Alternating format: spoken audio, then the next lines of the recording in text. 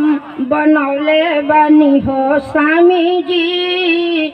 एही में रउआ के बैठौले बानी गुरु जी। एही में रउआ के बैठौले बानी गुरु जी। कुश के चोटैया आसन लगौले बानी स्वामी जी। रची रची चरण हम पाखार तानिए स्वामी जी।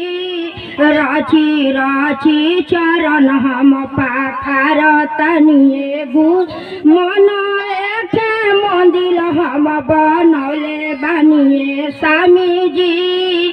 राउर चरनिया निसदिन गाह तानिए गुरु जी। राउर चरनिया निसदिन गाह तानिए स्वामी। जस देखी बाहर तस अंदर देखिए गुरु जी। राउर चरनिया निसदिन गाह तानिए स्वामी जी।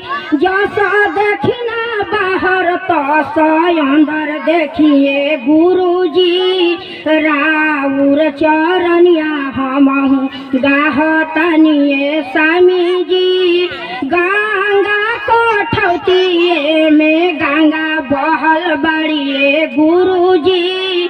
राउर धोतिया एही में काचार तानिए स्वामी जी। राउर धोतिया एही में काचार तानिए।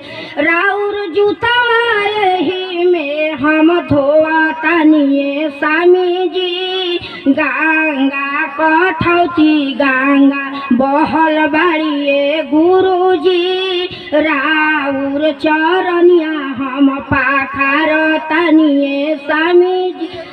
मेवा मिठाई फूल चढ़ाव तानिए गुरु जी। दिलावा के मंदिर हम बनौले बानिए स्वामी जी। मनवे के मंदिर हम बनौले बानिए गुरु जी। ऐसन भागिन राउर चरनिया गाहे गुरु जी।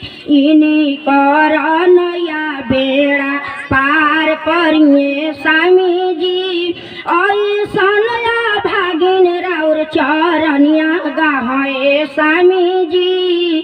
इनी कर नया बेड़ा पार करिए स्वामी जी। इनी कर नया बेड़ा पार करिए।